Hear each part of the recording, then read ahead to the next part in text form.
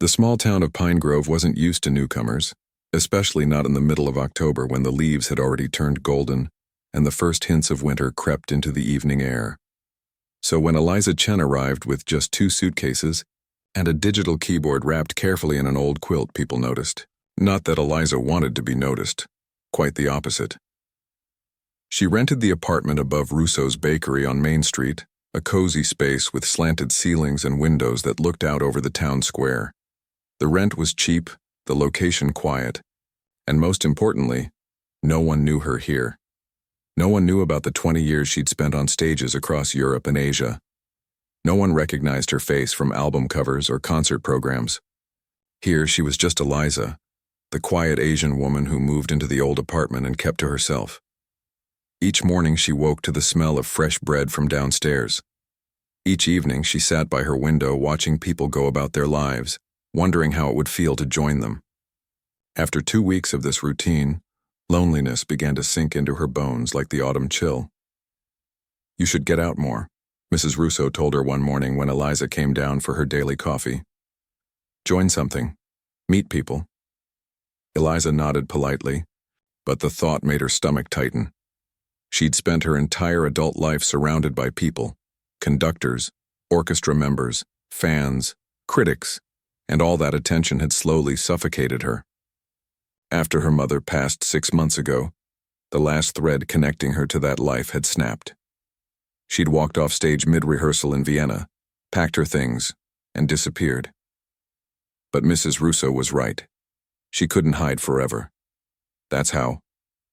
Eliza found herself standing outside the Pine Grove Community Center 3 days later, clutching a flyer for adult education classes.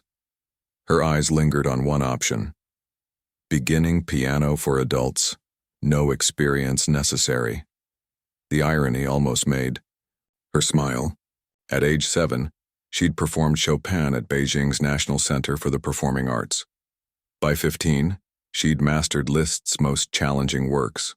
At 28, the New York Times had called her interpretation of Rachmaninoff transcendent and revelatory. Now at 35, she would pretend she'd never touched a piano before. "Are you going in or just admiring the architecture?" A friendly voice startled her from her thoughts. A man about her age stood nearby, gesturing to the building. "It's not much to look at, but they keep it warm inside." "I was just thinking," Eliza said, her voice soft from lack of use. "About taking a class? I'm heading to the cooking one myself.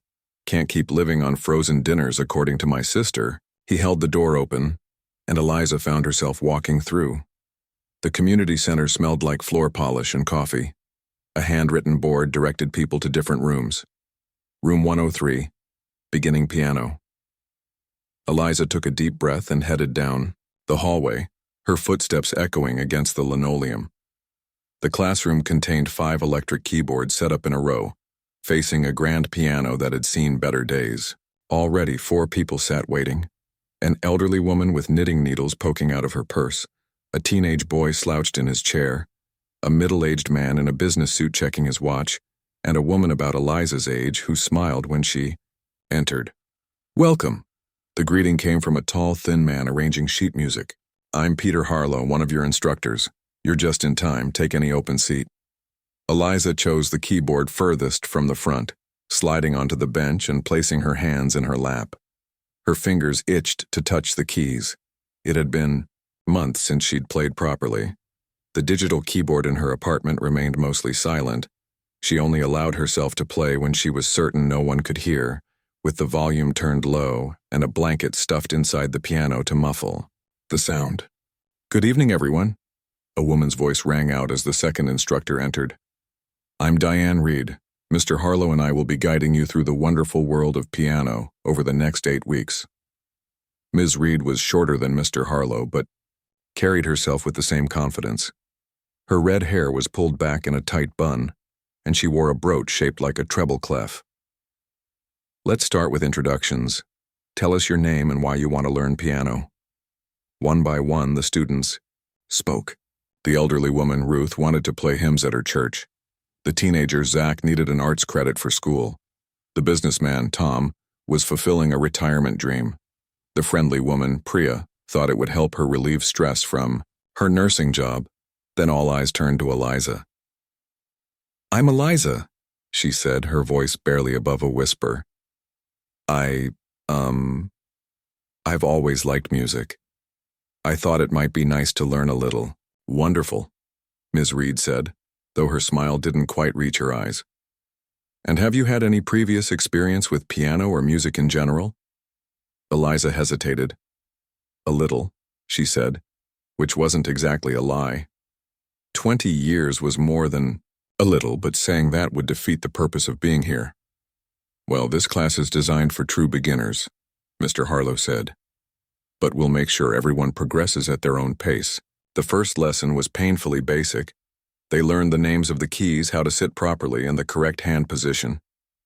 Eliza deliberately hunched her shoulders and placed her fingers awkwardly on the keys, copying the genuine beginners around her.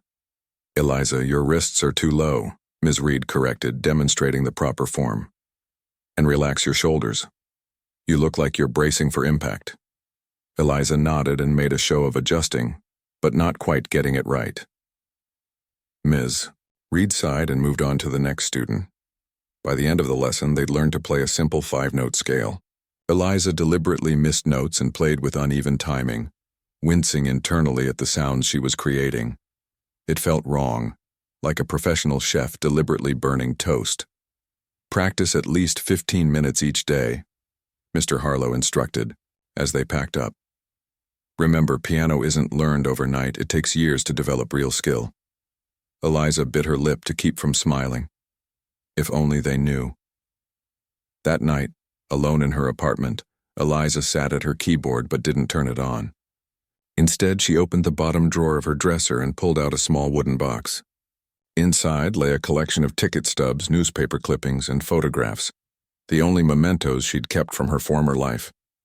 A glossy program from Royal Albert Hall showed her in a red gown, hands poised above a Steinway. A review from a German newspaper praised her technical brilliance and emotional depth. A photo captured her receiving flowers after performing with the Vienna Philharmonic. She closed the box quickly, pushing it back into the drawer. That person was gone. Now she was just Eliza from apartment 2B, the beginner piano student who couldn't keep her shoulders relaxed. But as she lay in bed that night, her fingers moved against the blanket, playing Debussy's Clair de Lune from memory. Every note perfect, every pause precisely timed. Some habits couldn't be unlearned, no matter how hard she tried to forget. By the third week of piano lessons, Eliza had settled into a strange routine. 3 evenings a week she would walk to the community center, take her seat at the back keyboard, and pretend to struggle with musical concepts she'd mastered before her 10th birthday. The rest of the time, she worked part-time at the local library shelving books, took long walks through town, and carefully avoided playing her keyboard when neighbors might hear. The classes themselves were becoming increasingly difficult, not because of the material, which remained painfully basic, but because of Mr. Harlow and Ms. Reed's growing attention to her problems. "No, no, Eliza," Mr. Harlow sighed during Tuesday's lesson. He hovered over her shoulder as she deliberately fumbled through "Mary Had a Little Lamb." "You're still rushing the tempo. It should be 1, 2, 3, 4, 1, 2, 3, 4. He tapped his foot loudly next to her, making Eliza flinch. "Sorry," she mumbled, starting again and carefully hitting a wrong note exactly where she knew it would sound most awkward. Mr. Harlow pinched the bridge of his nose. "Perhaps we should try a different approach. Watch me." He sat beside her on the bench, their shoulders almost touching, and played the simple tune with exaggerated precision. The scent of his cologne, something woody and overwhelming, made Eliza's nose itch. "Now you try," he instructed, standing up. Eliza repeated the melody, this time allowing herself to play it a little better, but still with stiff fingers and uneven rhythm. She could feel the stares of her classmates, especially Ruth, who had mastered this piece last week and moved on to Twinkle, Twinkle, Little Star. "Well," Mr. Harlow said, "that's improvement, of a sort." Across the room, Ms. Reed watched, with thinly veiled impatience. When Mr. Harlow returned to the front of the class, she leaned over and whispered something in his ear. He nodded. "Let's move on to our finger exercises," Ms. Reed announced, demonstrating a 5-finger pattern that crawled up and down the keyboard. "Remember, keep your wrist elevated and your fingers curved, as if you're holding a small apple in your palm." Eliza mimicked the other students' awkward attempts, careful not to let her fingers fall into their natural practiced positions. 20 years of muscle memory fought against her every move. After class, as Eliza was packing up her sheet music, Ms. Reed approached her. "Eliza, could you stay behind for a moment?" Her heart skipped. Had they somehow figured out who she was? Had someone recognized her? But when the other students had left, Ms. Reed's words surprised her. "Mr. Harlow and I are concerned about your progress," she said, her voice softer than usual. "We've noticed you seem hesitant during lessons." "Almost. As if you're afraid of the instrument." Mr. Harlow nodded in agreement. "Music requires confidence, Eliza. You can't approach the piano like it might bite you." "I'm sorry," Eliza said automatically. "I'll try harder." "That's just it," Ms. Reed continued. "We don't think you're trying at all. You seem distracted, unfocused. If you're not serious about learning, perhaps this class isn't the right fit for you." The accusation stung, even though Eliza knew it was based on a performance she was deliberately giving.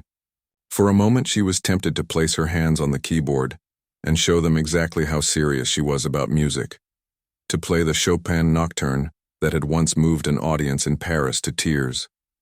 Instead, she looked down at her shoes.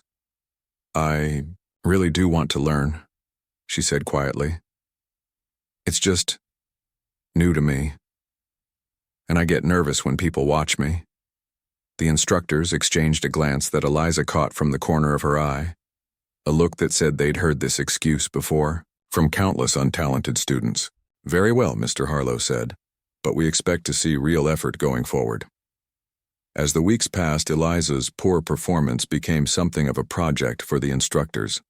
They spent extra time with her before and after class, correcting her posture, adjusting her fingers, explaining basic concepts as if she were a child. The more they focused on her, the more Eliza withdrew, making her playing even more hesitant and mistake-filled.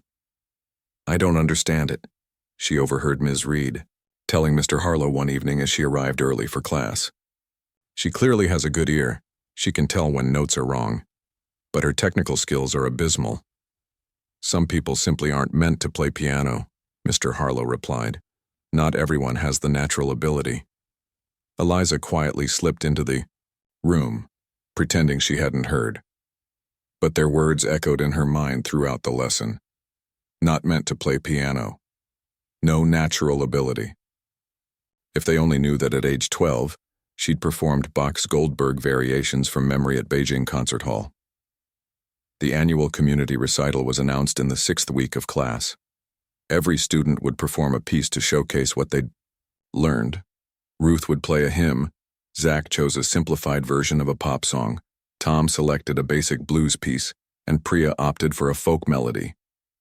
"And Eliza," Ms. Reed said, her smile not quite reaching her eyes, "we've chosen something special for you." After class, the instructors called her up to the grand piano at the front of the room. "We've been discussing your situation," Mr. Harlow began, shuffling through some sheet music, "and we believe we've identified the problem." "You're not being challenged enough," Ms. Reed continued. "You're bored with these simple pieces, which is why you're not applying yourself." Eliza blinked in surprise. This was not what she'd expected. "So, for the recital," Mr. Harlow said, placing sheet music on the piano stand with a flourish, "we're assigning you Rachmaninoff's Piano Concerto No. 3, First Movement." Eliza stared at the familiar notes sprawled across the page. Of all the pieces they could have chosen, this was the one she'd performed for her final concert before walking away from her career. The piece she'd spent months perfecting. The piece that had earned her a standing ovation at Carnegie Hall. "This is very difficult," she said carefully, understating the matter enormously. "Oh, we know," Ms. Reed said with a thin smile. "It's one of the most technically demanding pieces in piano literature. Most professional pianists spend years mastering it. We don't expect you to play it perfectly, Mr. Harlow added, his tone condescending. Or even well, but we think the challenge will force you to finally focus and apply yourself. The recital is in 3 weeks, Ms. Reed said. We'll work on a simplified version, of course, just a small section, but even that will require serious practice. Eliza looked from one smug face to the other, finally understanding. This wasn't about challenging her. This was about teaching her a lesson, about humbling her for what they perceived as laziness or indifference. They expected her to fail spectacularly, to learn that piano required discipline and hard work. I'll do my best, she said quietly. That's all we ask, Mr. Harlow said, patting her shoulder. And remember, Eliza, it's brave just to try. As she walked home that evening, the sheet music tucked under her arm, Eliza felt something she hadn't felt in months, a spark of anger, and beneath it, a dangerous temptation. The piece they'd chosen to humiliate her with was the very one she'd once been acclaimed for mastering. For the first time since arriving in Pine Grove, she found herself wondering what it would be like to stop hiding, to sit down at that recital, and play the way she really could, to see their faces when they realized who she really was. But then what? The questions would come, the attention, the very things she'd run away from. No, she decided, unlocking her apartment door. She would find a way to play it badly enough to satisfy them without embarrassing herself completely. She would maintain her cover, keep her peace, stay invisible. Least that's what she told herself as she sat down at her keyboard that night, turned the volume to its lowest setting, and let her fingers finally dance across the keys the way they were meant to, playing every note of the Rachmaninoff, from memory, perfectly, passionately in the dark. The morning after being assigned the Rachmaninoff piece, Eliza woke early, her mind still tangled in dreams of concert halls and spotlights. Outside her window, rain tapped gently against the glass, and the bakery smells from downstairs mingled with the damp air, fresh bread and cinnamon, comfort scents that usually eased her into the day. But today, nothing felt comfortable. She made tea and sat by the window, watching raindrops chase each other down the pane while her thoughts raced even faster. The Rachmaninoff concerto. Of all pieces, why did it have to be that one? She could still feel the weight of it in her hands, the way the opening chords had rumbled through her body like distant thunder. She remembered the months of preparation, the calluses on her fingertips, the way she'd sometimes woken from dreams with her hands still moving, playing phantom keys in the darkness. And she remembered that final night, 6 months ago, the packed concert hall in Vienna, the heavy silk of her blue gown against her skin. The moment before she began playing, when she'd looked out at the audience and seen no one, just a sea of expectant faces, none of them her mother's. The news had come, just an hour before she was due on stage, a stroke, sudden and severe. By the time Eliza could get to a phone to call the hospital in Beijing, it was already too late. She'd gone on stage anyway, played every note perfectly, received a standing ovation, and felt absolutely nothing. Afterward, she'd walked straight from the stage to her dressing room, packed a single bag, and disappeared. 20 years of concerts and recordings and reviews, and she'd left it behind as easily as stepping through a door, or so she'd thought. Eliza set down her tea and moved to the keyboard that sat in the corner of her small living room. She hadn't played the Rachmaninoff since that night, hadn't wanted to, but now her fingers hovered over the keys, trembling slightly. She pressed the power button and adjusted the volume to its lowest setting. Then she placed her hands in position and began to play. The notes came back to her instantly, muscle memory taking over. Her fingers flew across the keys, finding the complex patterns without hesitation. The dramatic opening, the delicate middle section, the thunderous finale, all of it was still there, locked inside her, waiting to be released. When she finished, her cheeks were wet with tears. She hadn't realized she was crying. A knock at her door startled her. She quickly turned off the keyboard and wiped her face before answering. Mrs. Russo stood there, a small paper bag in her hands. "I brought you some fresh croissants," she said, then paused, looking more closely at Eliza. "Are you all right, dear? You look upset." "I'm fine," Eliza said, forcing a smile. "Just thinking about home." Mrs. Russo nodded sympathetically. "The rain does that sometimes, makes us remember things." She handed over the bag. "How are those piano lessons going?" "They're—" Eliza hesitated. "Challenging." "Well, that's good. We only grow when we're challenged, right?" Mrs. Russo patted her arm. "You know, I heard you playing just now through the floor. It was beautiful." Eliza froze. "You heard me?" "Just a little." "The rain makes everything quieter, so sounds carry more, I think. I don't know the piece, but it sounded very complicated." "It was just something I'm working on for class," Eliza said quickly. Mrs. Russo smiled. "Well, you must be a natural. My late husband played piano, you know. Not professionally, but he loved it. He always said you could tell a real pianist by the way they made the instrument sing." She turned to leave.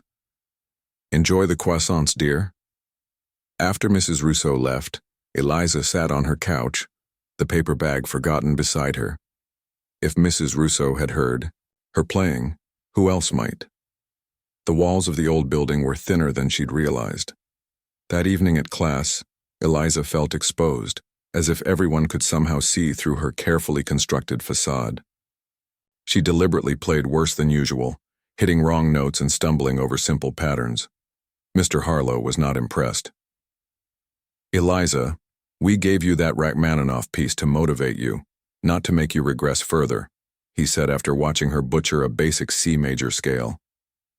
"Have you even looked at it yet?" "Yes," she said softly. "I tried to practice it, but—" She let her voice trail off. "Well, let's hear what you've managed so far," Ms. Reed said, gesturing toward the grand piano at the front of the room. "Come, up here." The other students watched curiously as Eliza made her way to the piano. This was the moment she'd been dreading. Playing the piece for an audience, having to deliberately play it badly enough to maintain her cover, but well enough that they wouldn't replace it with something else. She sat down, adjusted the bench, with hands that were genuinely shaking now, and placed the sheet music in front of her. Music she didn't need but would pretend to follow. "Just try the first page," Mr. Harlow said, his voice softening slightly at the sight of her obvious nervousness. "Take it slowly." Eliza took a deep breath and began to play. She carefully inserted mistakes, hesitations between notes, fingers, slipping to adjacent keys, tempos that slowed and rushed unpredictably. She played like someone who understood the theory but lacked the technique, someone who could hear the music in their head but couldn't make their hands cooperate. It was, she realized, the hardest performance of her life. Playing badly, but not too badly, required more concentration than playing perfectly ever had. When she finished the first page, she looked up to find Mr. Harlow and Ms. Reed exchanging one of their meaningful glances. "Well," Ms. Reed said, "that was interesting. You've clearly studied the notes," Mr. Harlow added, "but your execution is problematic, to say the least." Eliza nodded, looking down at her hands. "I know it's not very good." "Not very good?" Ms. Reed repeated with a short laugh. "Eliza, it's a disaster. Perhaps we should reconsider this piece." "No," Eliza said more forcefully than she intended. Both instructors looked surprised. "I mean, I'd like to keep trying, please."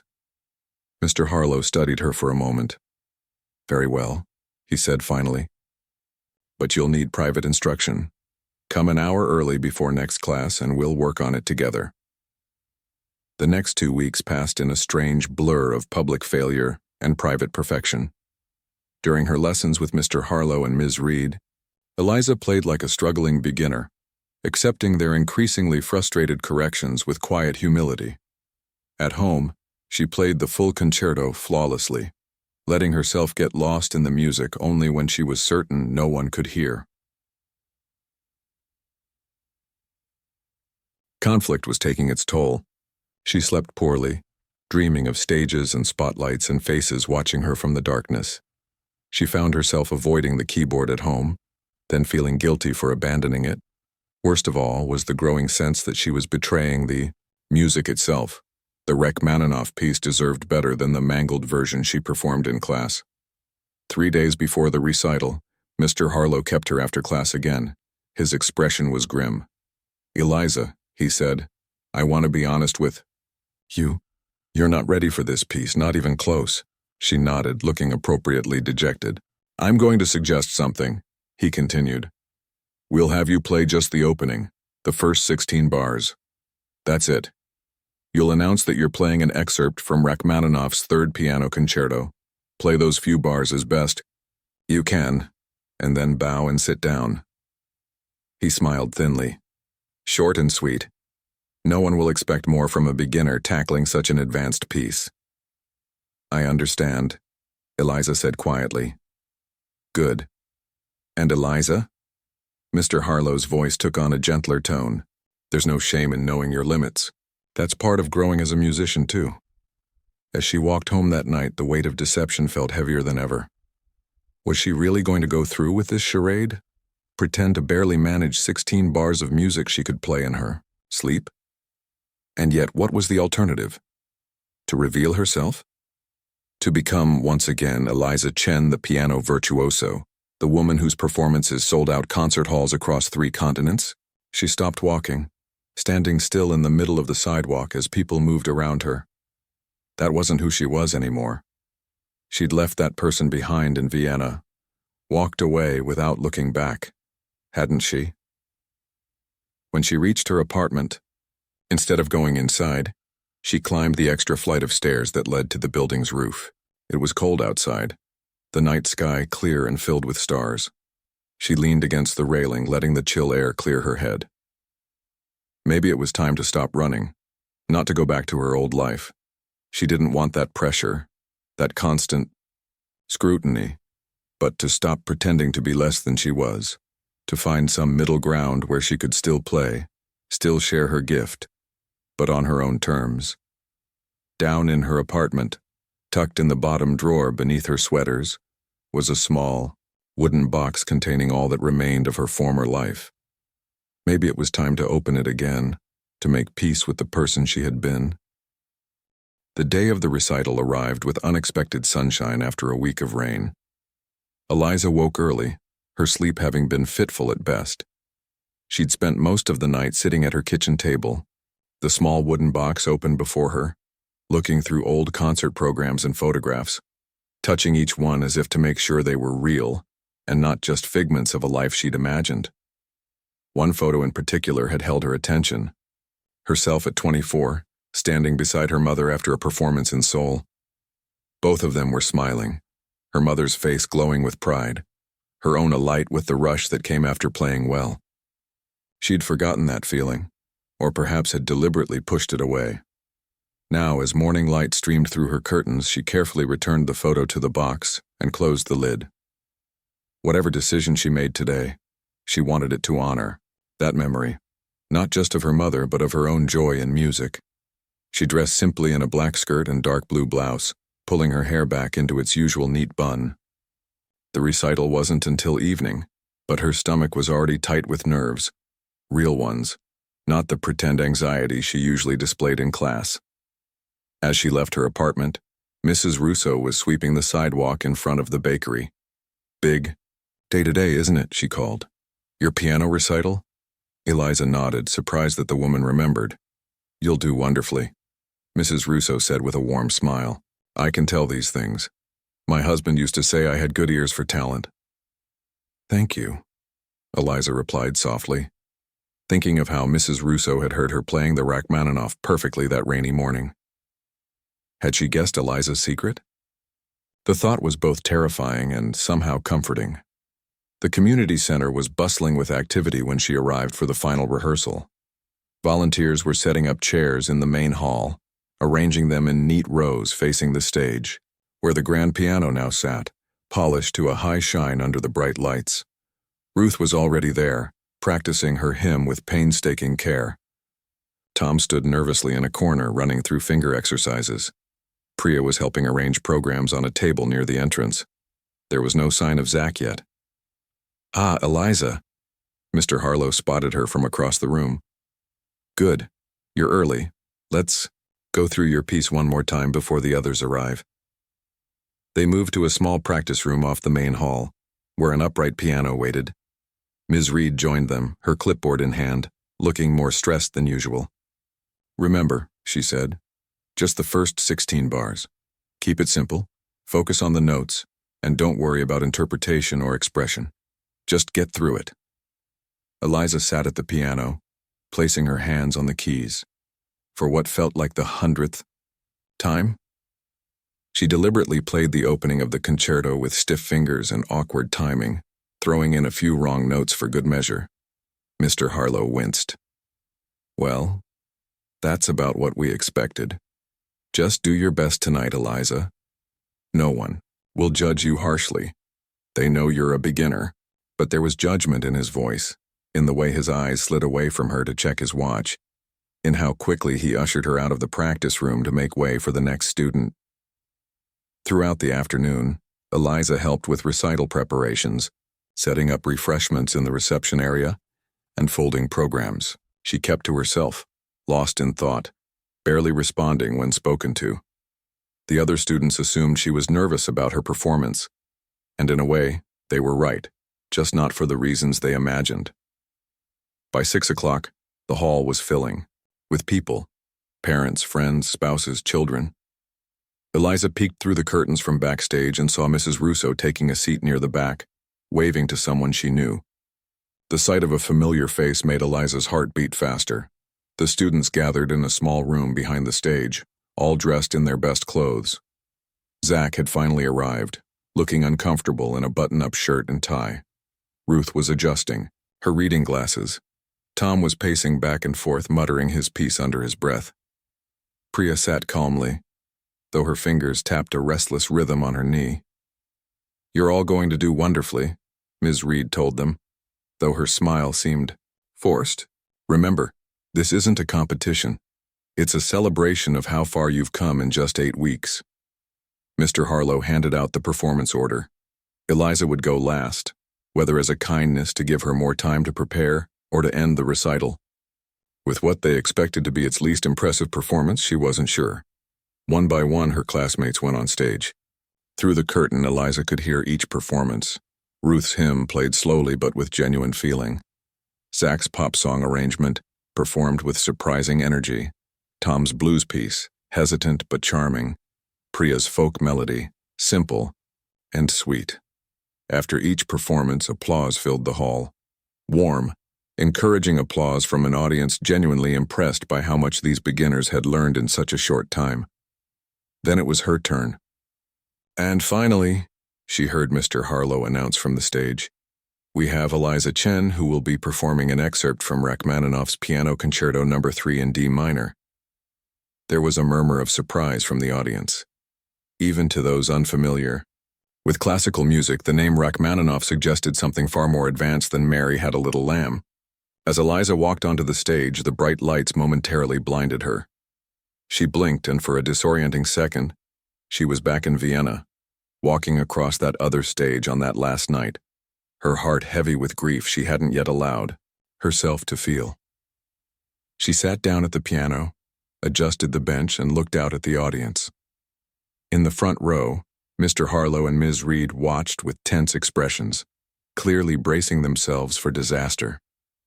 Behind them, a sea of unfamiliar faces waited expectantly, and there in the back row, Mrs. Russo smiled encouragingly, giving her a small thumbs up. Eliza looked down at her hands resting on the keys. These hands had played on some of the world's greatest stages. They had brought audiences to tears, earned standing ovations, been photographed and analyzed and praised in reviews, and for the past 2 months, she had forced them to play badly, to hit wrong notes, to stumble over simple melodies. She had betrayed not just her training, but her gift. In that moment, sitting on that small-town stage under those bright lights, something shifted inside her. Not a decision exactly, but a letting go. Of fear, of grief, of the need to hide. She closed her eyes, took a deep breath, and began to play. Not the stumbling, error-filled version she'd practiced in class. Not even the careful, technically correct rendition she might have given as a compromise. No. Her fingers flew across the keys with absolute precision, bringing forth the full power and beauty of Rachmaninoff's masterpiece. The dramatic opening, chords filled the hall, followed by the delicate, haunting melody that floated above them. Her hands moved with grace and authority, finding every note perfectly, shaping each phrase with exquisite sensitivity. She played with her eyes closed, lost in the music, letting it pour through her after months of holding it back. She played not just with technical brilliance but with deep emotion, all the grief for her mother, all the confusion of these past months, all the joy of finally being true to herself again. When she opened her eyes briefly, she saw Mr. Harlow and Ms. Reed in the front row, their faces frozen in identical expressions of shock. Mr. Harlow's mouth hung open. Ms. Reed's clipboard had slipped from her fingers and lay forgotten on the floor. Behind them, the audience sat in stunned silence, many leaning forward in their seats, unable to believe what they were hearing from this supposedly beginner pianist. Eliza closed her eyes again and kept playing, moving beyond the 16 bars she'd been assigned, beyond the first page, launching into the full first movement with all its complexity and power. Her fingers remembered every note, every dynamic marking, every subtle shift in tempo. The piano sang beneath her hands, no longer a student instrument to be struggled with, but a partner in creation, responding to her touch as if they'd been made for each other. And perhaps they had been. Perhaps this was always what she was meant to do, not hide her gift but share it on her own terms, in her own way. As the final notes of Rachmaninoff's concerto echoed through the community hall, Eliza's hands came to rest on the keys. For a moment, complete silence filled the room, a silence so deep she could hear her own heartbeat, rapid and strong in her chest. Then someone gasped. Someone else whispered, "Oh my God!" And suddenly the entire hall erupted in thunderous applause. People rose to their feet, clapping wildly, some shouting, "Bravo!" Ruth stood with tears streaming down her face. Tom whistled through his fingers. Priya was jumping up and down. Even Zach had dropped his usual teenage coolness to stare open-mouthed at the stage. In the front row, Mr. Harlow and Ms. Reed remained seated, too stunned to move. Their faces had gone through a remarkable series of transformations during her performance, from expectant dread to confusion to disbelief, and finally to something like wonder tinged with embarrassment. Eliza stood and gave a small bow, the movement automatic after years of performances. The applause grew even louder. Someone handed her flowers. Another person reached for her hand to shake it. The noise and movement around her seemed distant, as if she were watching it all happen to someone else. She looked toward the back of the hall where Mrs. Russo was clapping and smiling, looking not at all surprised. When the applause finally died down, Eliza returned to her seat backstage. The other students crowded around her, bombarding her with questions. Where did you learn to play like that? Why did you pretend you couldn't play? Are you famous or something? Before she could answer, Mr. Harlow appeared, his face flushed. Eliza, he said, his voice strained. Could we speak with you privately? She followed him to the small office behind the stage where Ms. Reed was already waiting, pacing back and forth. When the door closed behind them, both teachers turned to face her. What was that? Ms. Reed demanded, her voice higher than usual. Eliza took a deep breath. I played the piece, she said simply. You played the... Mr. Harlow broke off, running, a hand through his hair. Eliza, that was a professional-level performance of one of the most difficult piano concertos ever written. You played it from memory. Perfectly. Not perfectly, she said, allowing herself a small smile. I rushed the 16th notes in the development section. Ms. Reed made a choking sound. Who are you? The question hung in the air between them. Eliza considered how to answer. For months she'd been running from who she was, pretending to be someone else. Now, standing in this small office with its filing cabinets and motivational posters, she felt something settle inside her. Not a return to her old self, but perhaps the beginning of someone new. My name is Eliza Chen, she said. I used to be a concert pianist, I performed with orchestras across Europe and Asia for about 20 years. Then my mother died suddenly 6 months ago, and I left it all behind. Left it behind. Mr. Harlow repeated weakly. To come here, to Pine Grove? I needed somewhere quiet, somewhere no one would know me. But why join a beginner piano class? Ms. Reed asked, her voice softening slightly. That makes no sense. Eliza looked down at her hands. I missed music, she said quietly. I missed being around people who loved it, even beginners, especially beginners. There's something pure about watching someone discover music for the first time, and I thought if I just played a little, very simply, it wouldn't matter. I could be part of it without being her. Her? Mr. Harlow asked. Eliza Chen, the pianist, the one critics called transcendent and a once-in-a-generation talent, the one who had to be perfect all the time, the one who played Rachmaninoff to a full house the night her mother died, because that's what professionals do. Her voice cracked on the last words. Understanding dawned in Ms. Reed's eyes. Oh, she said softly. I'm so sorry about your mother. An awkward silence fell. Mr. Harlow cleared his throat. Well, he said, I suppose we owe you an apology. The things we said about your playing were exactly what I wanted you to think, Eliza finished for him. You have nothing to apologize for. Ms. Reed shook her head. But we assigned you that piece to teach you a lesson. We were being, she trailed off looking embarrassed. Condescending? Eliza suggested with a small smile. Yes, you were. But maybe I needed that push. Maybe I needed someone to challenge me, even if they didn't know they were really challenging me to be myself again. Outside the office, they could hear the sounds of the reception in full swing. People talking excitedly, glasses clinking, laughter. The world continuing, changed but not ended by her revelation. What will you do now? Mr. Harlow asked. Go back to performing? Eliza considered this. The thought of returning to that life, the pressure, the travel, the constant scrutiny, still made her stomach tighten. But the joy of playing again, really playing, had awakened something she'd thought was gone forever. No, she said finally. At least, not like before. But I think I'm done hiding. When they returned to the reception, the room fell silent as people noticed her. Then someone started clapping again and others joined in. Eliza smiled and gave a small wave, feeling strangely shy despite years of performing for much larger crowds. People gathered around her, asking questions, offering congratulations, telling her how moved they'd been by her playing. She answered, gently but honestly, explaining that yes, she had been a professional pianist and no, she wasn't performing anymore, at least not on the international stage. But why come to our little town? Someone asked. Sometimes you need to get lost before you can find yourself again, she said, surprising herself with the truth of it. Later, as the crowd thinned and volunteers began cleaning up, Mrs. Russo approached her. I knew it, she said, her eyes twinkling.